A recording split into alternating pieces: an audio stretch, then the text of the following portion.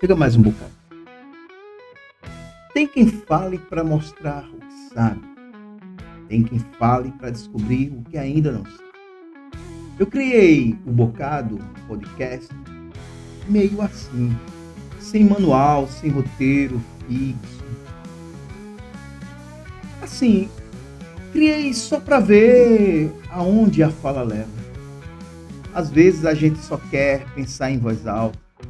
E tudo bem se ninguém responder. Porque tem o outro lado, ouvir. Ouvir também ensina. E às vezes até mais do que falar. E calar. Calar também é aprendizado. Calar para entender, para absolver. Ou para dar espaço para outro dizer. Este bloco, filosofando sem compromisso, é isso que acontece. A gente brinca com a cabeça solta, faz carinho no pensamento e vendo o que dá. Se você ouviu até aqui, já aprendeu junto comigo um bocado de coisa, né? Então, valeu por estar aqui. Vamos começar nosso programa, como diria Calunga, na Vera.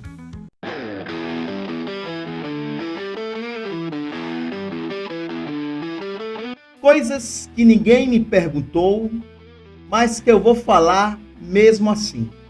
Vou ler uma história no lugar que não existe, com personagens que não existem, vivem ideias que são muito reais. Por coincidência, claro. Hoje eu vou contar a história de um país imaginário onde algumas coisas acontecem que talvez pareça familiar. Mas calma que isso é ficção. Qualquer relação com a realidade vai ser um bocado de coincidência. Hoje eu queria contar uma historinha de um país que, olha, talvez nem exista. Era uma vez a gloriosa nação de We Don't Need No Education. Em We Don't Need No Education, todos os anos começavam com promessas, principalmente a exaltação do educado. Mas, curiosamente, os quadros das escolas continuavam quebrados, os livros chegavam atrasados, os professores não se qualificavam e blá, blá, blá, blá, blá, blá. Afinal, como se reeleger se esses problemas forem resolvidos, não é verdade? Assim pensa o incompetente. Os professores, os verdadeiros professores, eram figuras quase mitológicas, heróis de jornadas triplas, treinados na arte milenar de sobreviver sem reconhecimento, sendo movidos apenas pela afinidade da profissão, que quando não os matam cedo, os destroem psicologicamente. Lá, a educação era celebrada nos discursos políticos, mas escondida nas planilhas e nas maquiagens. Investir em escola só se for para pintar um muro na época da eleição. Ensinar a pensar? Você tá louco? Melhor não. Vai que os alunos começam a fazer perguntas difíceis. Em We Don't Need No Education, as crianças aprendiam cedo, mas não matemática nem literatura. Aprendiam a esperar o transporte que não vem, a merenda que não alimenta, o futuro que, bem, ainda não chegou e talvez nem vá chegar. Dizem que um dia alguém quis reformar uma escola, mas acabaram construindo um estádio. Disseram que dava mais voto e mais dinheiro no bolso. Né? Mas calma, pelo amor de Deus. Calma. Isso aqui é uma história, uma fantasia, um mundo inventado. Porque qualquer semelhança com a realidade é só um bocado de coincidência.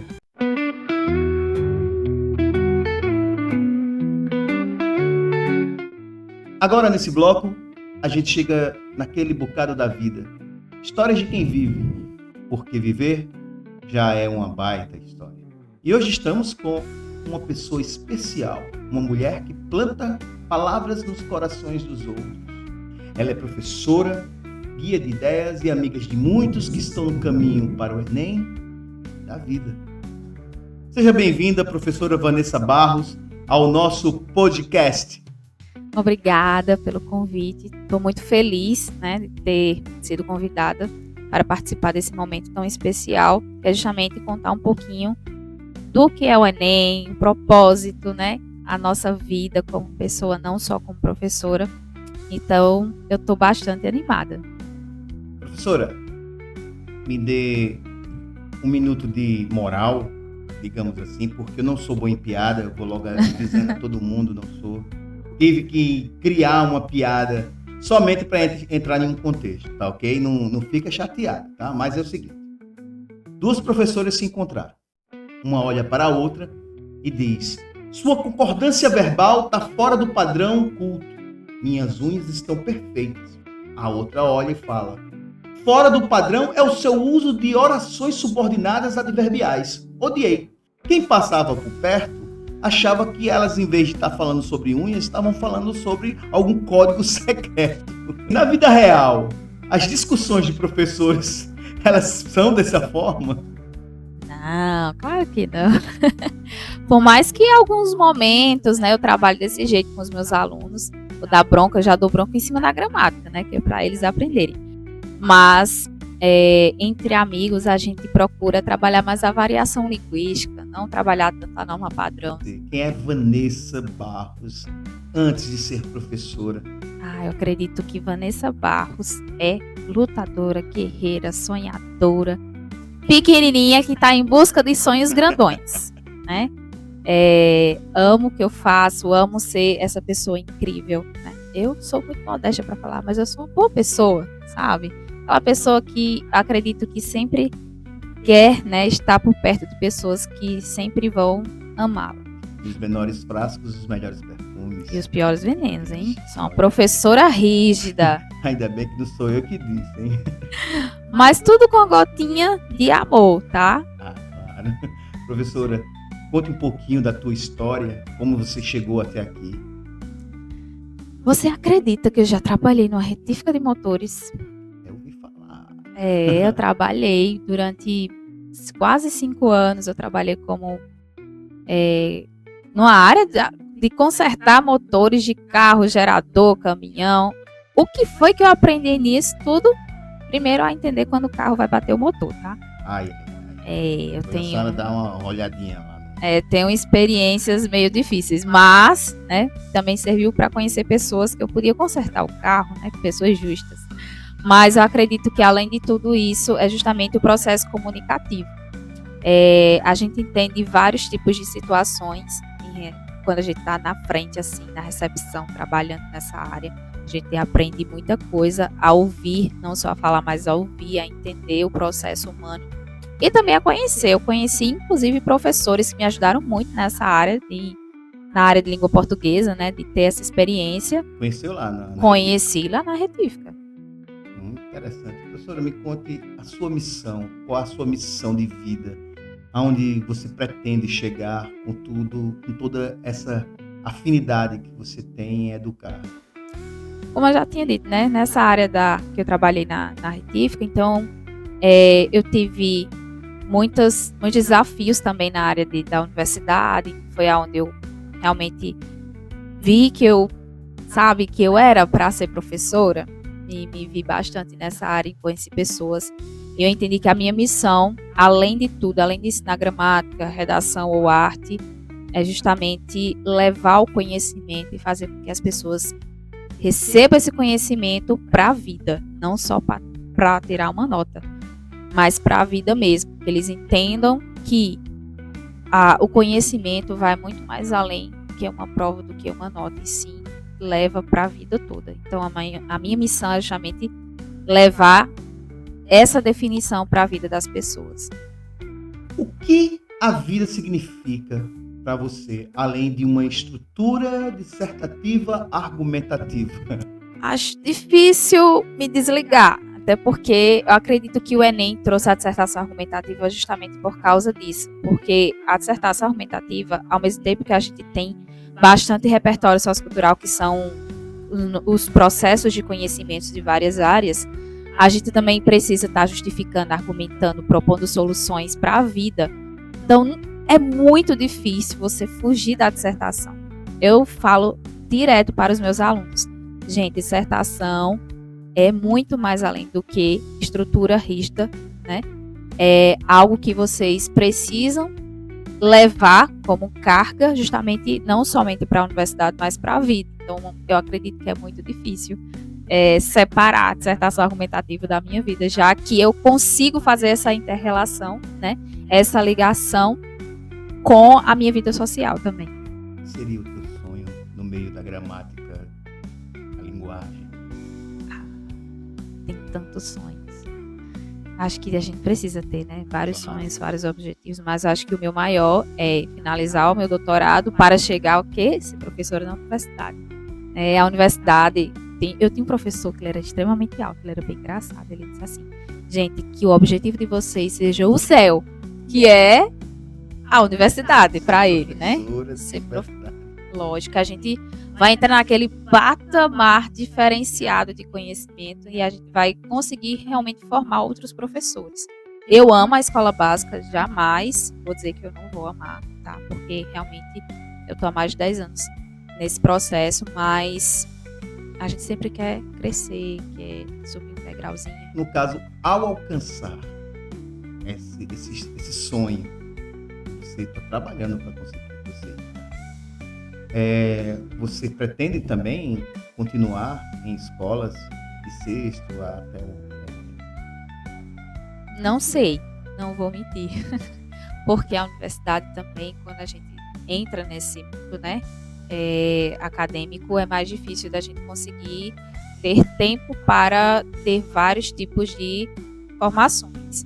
Então, a escola básica, eu acredito que é um processo, mas caso eu chegue, né, do acadêmico, que é a universidade, acredito que eu vou ter que escolher justamente pela questão do tempo. Vai ser muito difícil, até porque eu praticamente, né, já passei muito tempo nessa área. Graças a Deus eu tive muitas experiências maravilhosas, incríveis, com pessoas sensacionais, com adolescentes sensacionais, crianças sensacionais, mas a gente precisa entender que tudo tem um ciclo. Então, quando eu entrar no novo ciclo, que vai ser a universidade, provavelmente eu vou ter que deixar o ciclo anterior para poder justamente me dedicar à área da universidade. Então, quando chegar na universidade, vai acabar dando aula aos mesmos alunos que começaram contigo. Justamente. Então, assim, querendo ou não, vou ter, né, várias experiências, porque o professor, por exemplo, língua portuguesa, ele pode ministrar aula em todas as áreas. Você sabia disso? Existe português instrumental nos outros cursos. E, querendo ou não, né, quem vai ministrar essa aula são professores da área de letras.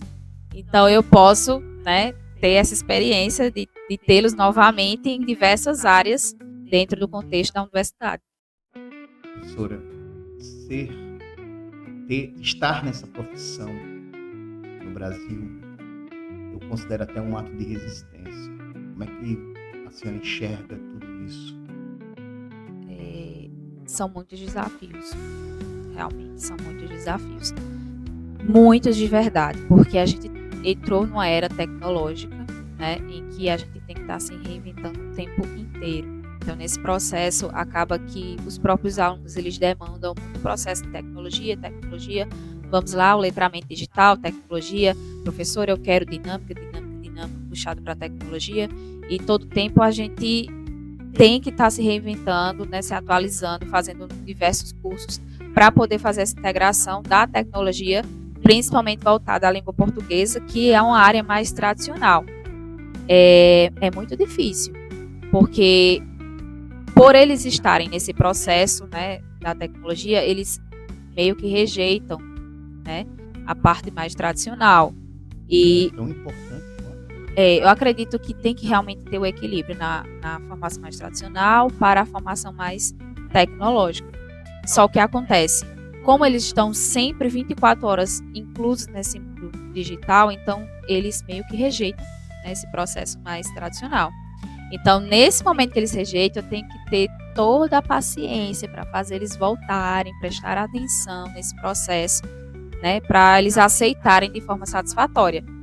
Não vou mentir, não é fácil, porque eles não aceitam. Eles querem tudo incluso no meio lúdico, no meio dinâmico, o tempo todo.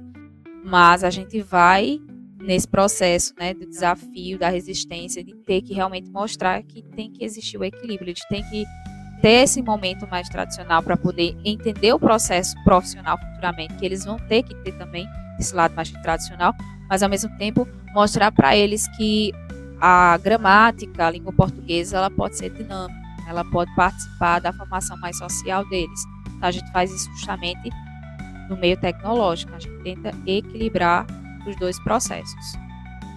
Na tua vida, o que mais te emocionou como educadora? É tão incrível quando a gente consegue enxergar aquilo que a gente ensina dentro da vida deles. Então, eles adultos já na sua profissão, como advogado, como médico, como odontólogo, né, fisioterapeuta, eles te encontrar no meio da rua e dizer assim: tia Vanessa, né? Professora, a senhora me conhece. Por quê? Isso significa dizer que eu marquei a geração deles enquanto eles eram alunos, enquanto eles estavam na escola. Então, mostra que aquilo que eu representei na vida deles marcou, né, de N formas possíveis. Quando eles passam o curso, que eles vão comemorar comigo, dizendo que eu faço parte da vitória deles. Né? Já tive vários e vários momentos como esse, em que uma aluna do 9º ano tirou 960 na redação do Enem, 9º ano, né? Primeiro processo como treineira. Então, dizer assim: professora, eu devo isso à senhora. Aí eu falo: não, lógico, tem o seu mérito, né? Tem o seu propósito, mas eu fico muito feliz, meu coração fica quentinho em saber que realmente aquilo que eu passo para eles marca, né? É muito mais além do que uma prova, do que uma nota. Então, eu acredito que basicamente é isso, justamente esse momento em que eles conseguem enxergar esses dois processos. Alguma frustração no meio disso tudo? Sempre tem, porque ao mesmo tempo que a gente tem essas pessoas que entendem a importância do processo, temos vários adolescentes, inclusive, que não vão entender, que não querem aprender, rejeitam totalmente, não querem nem ouvir. Então isso acaba realmente frustrando. Você se prepara dias e dias para fazer aquele projeto, para fazer aquela aula acontecer, e de repente não há receptividade do aluno, ou não há receptividade da turma da forma que a gente queria. Então frustra bastante. Então, caramba, eu me preparei, fiz aquilo com o maior carinho, de repente, sabe, não fluiu, não era do jeito que a pessoa queria, então acaba realmente frustrando bastante. Aquilo apertou. Dizer assim, por que eu vim aqui hoje, né?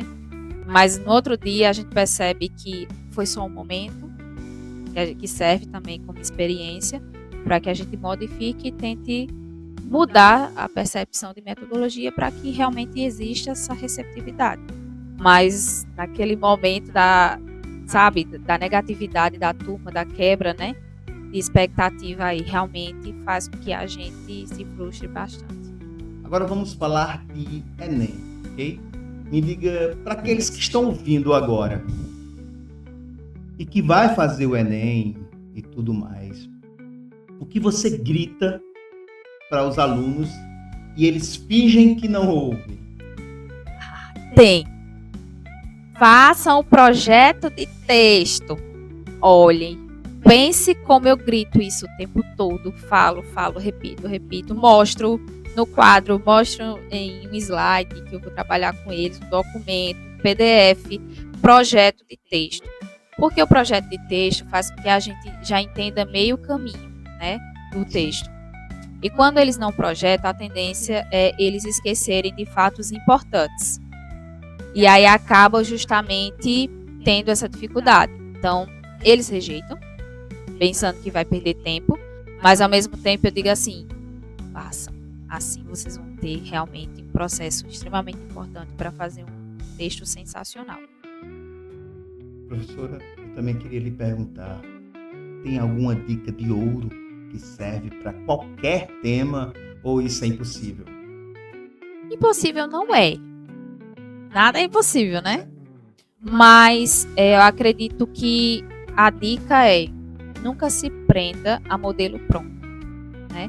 Acredito que a gente sempre tem que ter aquele repertório sociocultural que a gente consiga trabalhar em diversos temas, mas eu acredito que algo coringa não é legal, até porque você não consegue encaixar realmente 100% em todo o eixo temático. Então, tenha o seu acervo, né, de repertórios, mas cuidado para não se tornar algo coringa e acabar perdendo ponto na redação do Enem.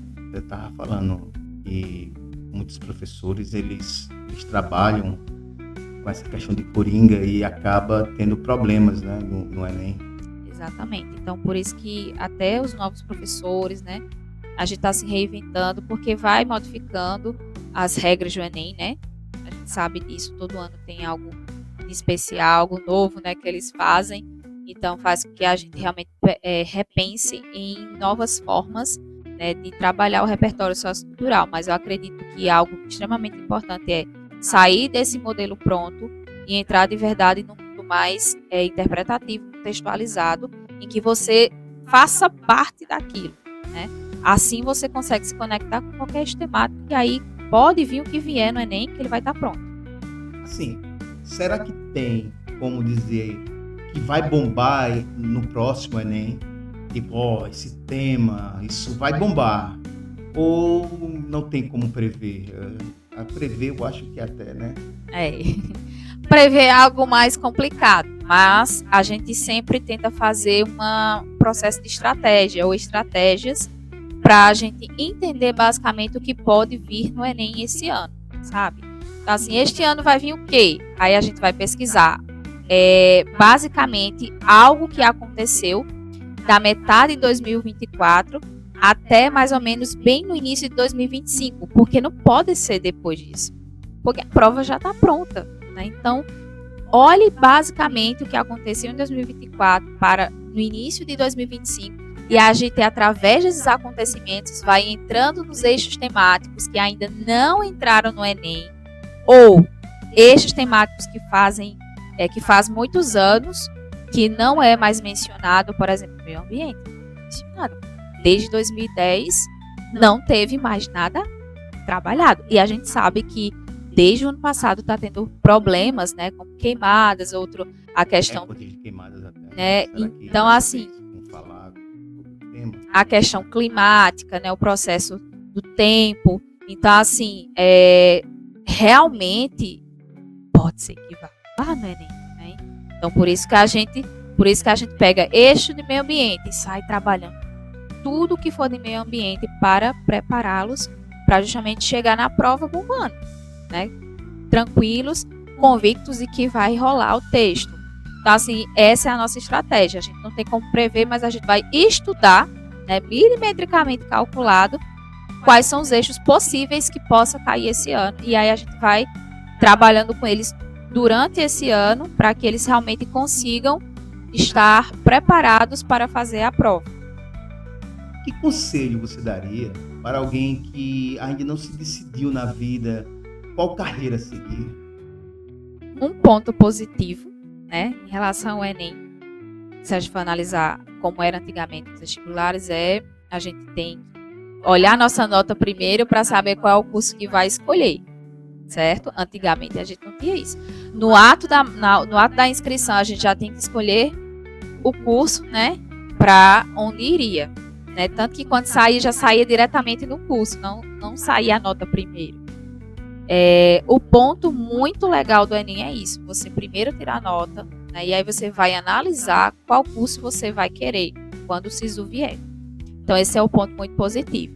Mas o que eu digo para os meus alunos analisa qual é a área de conhecimento que você ama, que você gosta, que é fácil para você, que você gostaria de passar a sua vida toda nisso.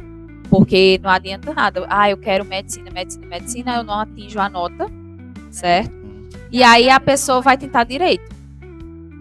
Olha as áreas, completamente diferente. É óbvio que não vai dar. Se fosse fisioterapia, odontologia, que é na área também, né, de saúde, ou enfermagem, acredito que, dependendo da pessoa, né, se ela, né, se identificar, ela vai nessa área e acaba deixando medicina para um outro momento. Como foi o caso de várias pessoas que eu conheci que queriam medicina, fez, não atingiu a nota, fez para fisioterapia e hoje vive na fisioterapia e ama o que faz. Mas se encontrou. Mas o que eu digo é o seguinte: vá analisar a sua área de conhecimento. Se você se identifica com a área de humanas, faça na área de humanas. Se você se identifica na área de saúde, faça na área de saúde. Ensinar é uma profissão ou um jeito de viver, na sua opinião? Eu acredito que é um jeito de viver. Porque, por mais que a gente trate como profissão, ensinar vai muito mais além do que uma matéria. Né? Ensinar, a gente ensina tanta coisa. O professor, por mais que ele seja biologia, ou língua portuguesa, ou ciências, ou matemática, acredito que a gente se encontra muito mais do que a matéria em si com os alunos, né? Eu costumo dizer que a gente é psicólogo, amigo, né? Ou uma pessoa que vai guiar no momento mais preciso. Então, acredito que ensinar realmente é um jeito de ver, porque a gente acaba também levando para a nossa própria vida. Então, acredito que ensinar é isso. É como você se comporta e como você pode aprender e repassar para as pessoas que você... Se você pudesse escrever uma frase no quadro da vida, de quem está ouvindo agora, se você pudesse chegar e escrever no quadro da vida de quem está ouvindo, o que você escreveria? Escrever um ato de amor, porque eu estou ensinando para as pessoas muito mais além do que uma redação. Estou ensinando a vida, poesia, a criticidade. Então, era isso que eu diria para qualquer pessoa. Escreva. Põe para fora aquilo que você sente. Acho que a escrita faz com que a gente trabalhe esse lado criativo. Muita gente não consegue enxergar por causa das regras gramaticais, mas quando a gente entende que é um ato de amor, a gente consegue se conectar e reconectar sempre com o processo da escrita. Professora, a senhora está criando um canal chamado Ateliê de Redação. Ateliê de Redação, eu achei até estranho, mas claro que existe algo bem pensado por trás. Você poderia falar sobre o seu canal, a ideia de como surgiu esse canal e o que podemos esperar dele? Ateliê, né? Você falou ateliê é muito estranho, porque ateliê remete à arte. E sou professora de arte também. Entendeu agora as conexões, né? O ateliê vem, não sei se você entender a dimensão, mas o ateliê ele vem justamente de um local em que você se refugia para começar um processo criativo, a sua obra-prima, né? Todo bom artista tem o seu localzinho para começar o processo de pintura, de escultura, de várias coisas, até do processo de poema mesmo. E o ateliê vem justamente disso. O ateliê vem escrever a arte. Escrever é uma arte, escrever é um processo criativo, escrever é amor, é experiência. Então, nada melhor do que você... Exatamente. Não é à toa que nossas gerações, se for analisar, né, o processo da arte, da história da arte, tem todo sabe, aquele cuidado com a escrita, novas músicas, novas tendências, nossos poemas.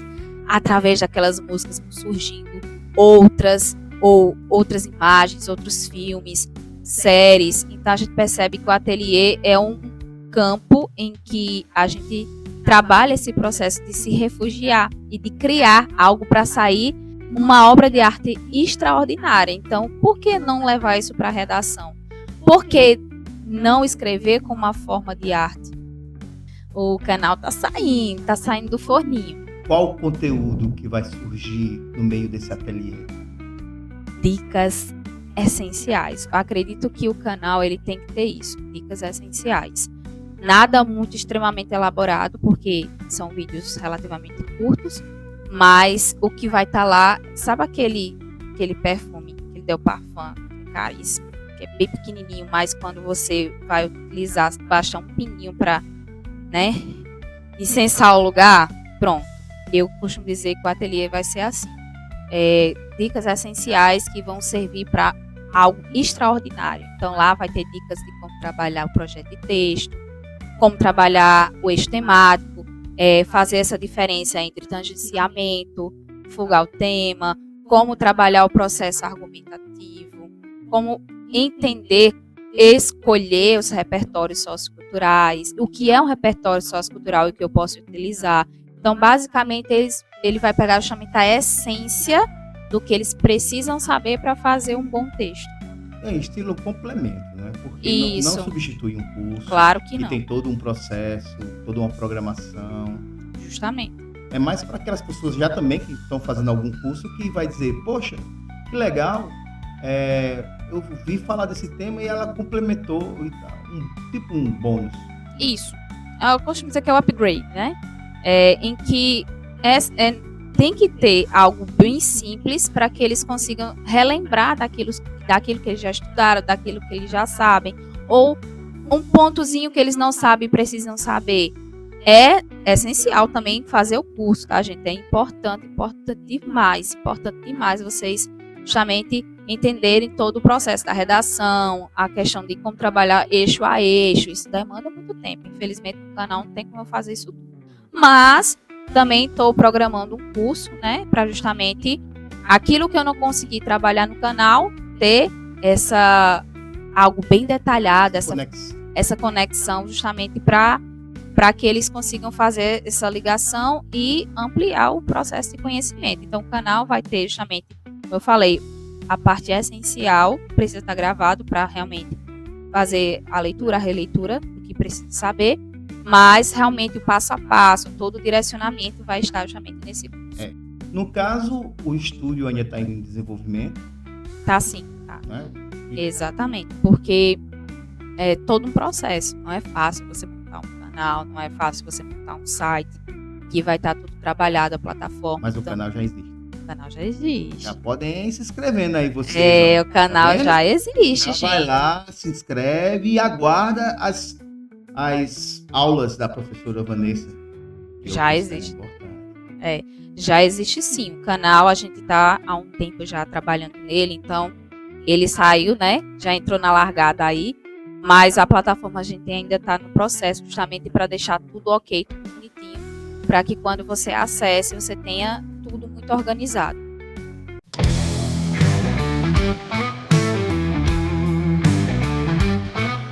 Chegamos então no papo reto, papo torto, conversa solta, papo que vai e vem, um pensamento que não precisa de fim, só de espaço.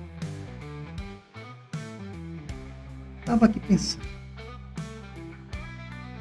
quando foi que a gente parou de perguntar o que a gente queria aprender? Porque parece que ensinar virou empurrar conteúdo e aprender virou decorar o que cai na prova. E se o silêncio da sala de aula for só cansaço disfarçado?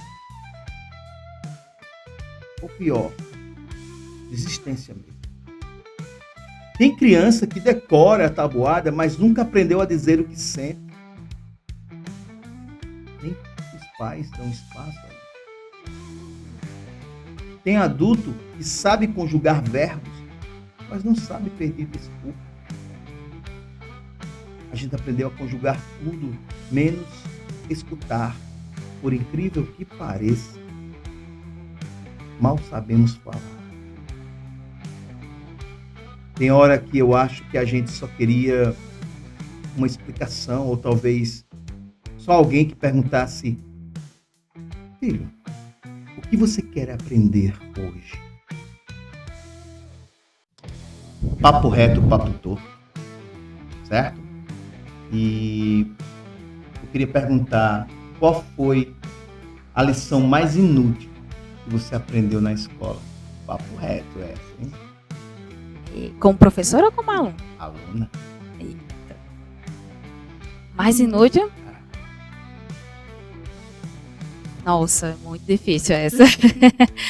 Mas eu acredito que dizer que foi inútil, acho tão pesado. Pode ser que não tenha tido tanta importância para mim, Mas eu acredito que tudo que a gente Não aprende foi tão inútil, né? Eu acho que nada na vida não, é inútil. serve como aprendizado, basicamente. Mas eu acredito que, basicamente, o que eu jamais vou utilizar é matemática, minha gente. Matemática. Tô brincando, tá? Professora de Quando matemática. alguém pergunta pra mim, João, vamos fazer esse cálculo, olha, tô de humor. Né? Mas basicamente, na minha fase como aluna, eu acreditava, né, nessa parte de matemática, porque eu sempre tive mais dificuldade, gente. Eu sou de linguagem, então vocês vão perdoando aí. Mas, assim, nunca achei que foi inútil, tanto que eu busquei até aulas extras de matemática para poder melhorar. Eu sempre fui esse tipo de aluna, tá? Que eu buscava algo extra, algo plus, né? Algo que pudesse me ajudar a melhorar como pessoa, como aluno, mesmo que eu não gostasse, mesmo que eu achasse que não ia rolar. Mas eu acredito que sempre tem algo que a gente considera mais importante ou considera mais inútil, basicamente, mas não é inútil, de certa forma. Algo, uma frase que algum professor, quando você era aluno, disse que você até hoje acha um absurdo. Não falou, mas para mim, eu acredito que o professor ele precisa ter seu caminho. Então, acho que o que mais me chocou foi um professor de geografia da aula de matemática, na fase que eu era aluna, né? Em que realmente a gente vê que, sabe, é cada macaco no seu galho. Sim. E aí, realmente, ele falava algumas coisas que não tinham muito sentido para mim, mas depois eu entendi que era porque o professor não era da área, né? Infelizmente. Mas eu acredito que era muito isso, né? A questão de brincar de imagem na sala de aula. Isso me deixou dizer assim, como isso é inútil? Não precisa disso, né? Teve uma vez que um professor, esse mesmo professor, eu estava tentando prestar atenção e tinha uma aluna lá querendo conversar e eu mandando ela calar a boca, né? E aí ele me tirou de sala. Mas quando eu cheguei próximo, que eu ia sair da sala, ele mandou buscar água para ele. Então eu fiquei extremamente chateada. Assim, caramba, eu não acredito que ele fez isso. Ele fez uma jogada, uma estratégia Pra água. E para tirar onda com a minha cara, né? Mas pronto, foi uma coisa que eu achei extremamente inútil. Eu acredito que a gente pode brincar na sala de aula, mas tudo tem limite para determinadas coisas. Papo torto. Como aluna até hoje, existe algo que você faria diferente? Eu faria. Eu tive um momento na universidade que eu fui um pouco rebelde, que eu decidi não fazer mais aquela cadeira, né? Que era de português 2. E eu faria diferente, porque pelo jeito que a professora ministrava a aula, meio que a gente não se bateu bem. E aí eu simplesmente joguei. Desisti. Mas assim, o desistir entre aspas. Porque eu fui até o final. Mas eu fui meio pra lá do que pra cá. Porque realmente eu não gostei da forma que ela agia. E aí eu fui reprovada, claramente, porque eu fiz de todo jeito. Mas aí olha o que aconteceu. Eu tive uma segunda chance. Mais pra frente, eu tinha certeza que eu ia passar em qualquer outra matéria. Português 3, 4, 5. Eu tinha certeza, eu tinha essa convicção, né? Eu consegui, inclusive, mas quando eu cheguei em português 4, eu tinha que fazer o português 2 para ir para português 5. E aí, por incrível que pareça, fui fazer pela manhã e eu encontrei ela de novo. O coração deve ter ido, né? Eu disse, eu não estou acreditando que isso está acontecendo. Mas serviu para me apaixonar por ela, pelo que ela ensinava. Ela se tornou outra pessoa, né? Tanto que a gente acabou criando uma amizade muito legal. E depois desse semestre que eu fiz com ela, ela se aposentou. Então, era algo que eu queria fazer diferente. Por quê? Porque eu queria fazer diferente desde a primeira vez. Não ter que ir para uma segunda chance. Que bom que eu tive a segunda chance, mas eu queria fazer desde a primeira. Conhecê-la bem. Você acha que foi mais uma questão de você criar um bloqueio com ela no início, que poderia ter evitado? Acredito que sim, né? A forma que ela estava trabalhando, realmente a gente não teve essa conexão, né? Então houve o bloqueio, tanto que com outros professores realmente também foi bastante difícil, mas eu consegui trabalhar bem. Mas com ela, basicamente, eu criei realmente um bloqueio. Então, quando veio a segunda chance, na hora eu tive muita raiva, mas eu entendi que eu precisava passar por isso de novo para poder modificar as minhas ações. Aí, realmente, eu fiquei, né, eu me senti agraciada. Que papo gostoso a gente teve aqui. Você tem alguma coisa a mais a acrescentar? Considerações finais que você poderia dizer a todos que te ouvem neste bocado de podcast? Olha, leia um bocado. Mas eu estou muito feliz, né, com esse papo. Realmente foi extremamente sensacional, maravilhoso. Eu acredito que me fez ter perspectivas daquilo que eu nem lembrava mais, né? Sabe aquele gatilho que a gente precisa ter para poder modificar várias coisas na nossa vida? Então eu vi realmente isso novamente. Eu fiquei muito feliz, né? Obrigada novamente pelo convite. Estou bastante feliz e agraciada por participar, mostrar um pouquinho da minha vida, não só como professora, mas como pessoa. E eu acredito, pessoal, que vocês precisam realmente entender o Enem não como uma prova cansativa, você tem que passar para chegar ao curso que você almeja, mas entenda que é um caminho que vocês precisam passar, né, para que justamente vocês consigam entender que é necessário amadurecer de N formas e o Enem faz parte disso. Então, entenda o Enem como um desafio que precisa ser passado, como outras coisas da nossa vida. E vão para o ateliê de redação para quebrar esse bloqueio na parte da escrita, tá, gente? Tá aberto, inclusive, esse canal, né, no ateliê. O bocado vai estar disponível lá, né, juntinho. Vamos disponibilizar justamente essa entrevista, né? Exatamente, para alguma coisa que vocês deixaram passar aqui, quer rever, vocês vão conseguir fazer isso, que vai estar lá na playlist. Então, assim, o que eu digo, gente, é estudem, se capacitem, se preparem, façam o seu melhor, né, o que vocês puderem fazer, mas ao mesmo tempo se divirtam, tá, gente? É muito importante o divertimento em meio aos desafios, porque se a gente entende só como, sabe, aquela coisa pesarosa, né, um fardo, realmente a gente não vai ter motivação para continuar, vai perder o sentido, o objetivo, a finalidade.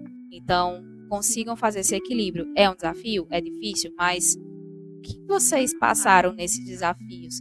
O que vocês passaram durante o ano para fazer valer a pena aquilo que vocês fizeram, né? Então, entendam isso. Se divirtam e, ao mesmo tempo, se programem. Muito obrigado, professora. E os microfones estão abertos para quando eu quiser retornar. Com certeza. E, inclusive, eu vou convidá-la novamente.